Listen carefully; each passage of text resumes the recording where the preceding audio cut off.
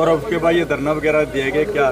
देखिए, एक महाभ्रष्टाचार चल रहा है जिसके लिए पहले भी हम सरकार को अवगत करा चुके हैं कि जो आरओ रिलीज़ करने चाहिए, कहीं कोई सेलर वाला कहीं से भी धान उठाए उसकी डिमांड कर रहे हैं, वो लागू नहीं की। हमने उसके बारे कई बार सरकार को चिताया है और कई सालों से चिता रहे हैं। तो होता क्या है, जब एक सेलर वाला का मतलब अपनी मंडी से ही धान उठाएगा और बाहर का सेलर वाला वहाँ से नहीं उठा पाएगा, तो जहाँ सेलर जो है वो कम है और धान ज़्यादा है तो वहाँ वो ब्लैक करते हैं। और ब्लैक करने के पीछे उनकी एक कहानी ये भी है कि जो वो आगे एफसीआई को चावल देते हैं वो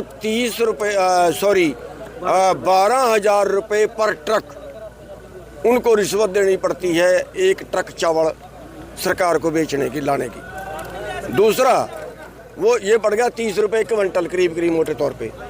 दूसरा, जो एफसीआई जो ये डीएफएससी है, 6 रुपये कट्टा से 10 रुपये कट्टे के बीच डीएफएससी की सेटिंग है जो शेल्टर वाले को देनी पड़ती है। ये पड़ गया करीब 20 रुपये क्विंटल।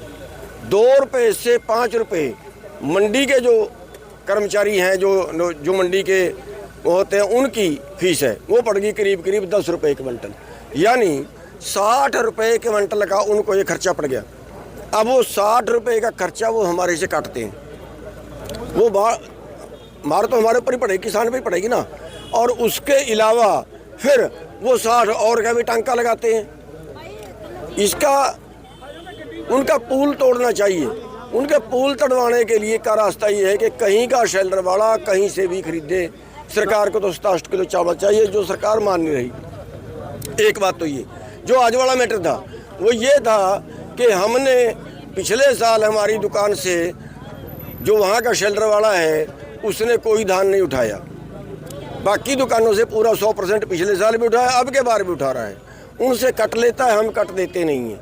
हमने जो है वो पेहवे का शेल्टर वाला है विधाता, उससे हमने कहा था, वैसे तो हमने प्रशासन को ये कहा था कि जिसको उठा सकते उठाओ, हमारी दुकान पे 17 मोस्टर का धान उठवाओ।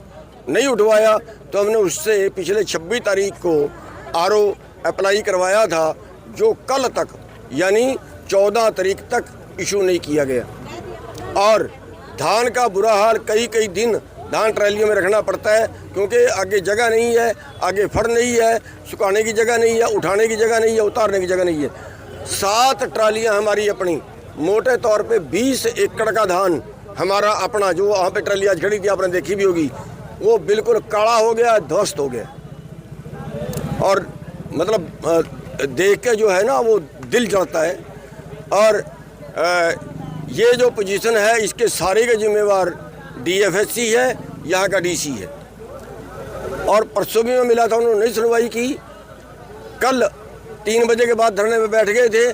3 बजे से अगले दिन सवेरे तक सरकार का कोई अधिकारी, डीसी, डीएफएससी या कोई अन्य अधिकारी कोई बात करने नहीं आया। और आज जब सवेरे लफड़ा हुआ, फिर वो मिनटों में आरओ भी लागू हो गया। 5 दिन से ट्रालियां भरी खड़ी थी। कल रात को एक ट्राली खाली करवाई और गाड़ी रोकी हुई थी। जिस दुकान की 5 दिन गाड़ियां ना उतरें, उस पर ट्रांसपोर्टर गाड़ी नहीं भेजेगा। तो ये हाल आप देख सकते हैं, सीजन के अंदर इन्होंने हमारा कितना लहू पिया। और वो एक गाड़ी आज उतरी है तो उठान वहाँ से नहीं हो रहा, तो ये बिल्कुल हमें तड़फा रहे हैं। तो आज जो हुआ है और वो तो फिर एक मतलब एक ये कह लीजिए कि एक इशारा है, और जो क्रोध है लोगों का वो पनप रहा है।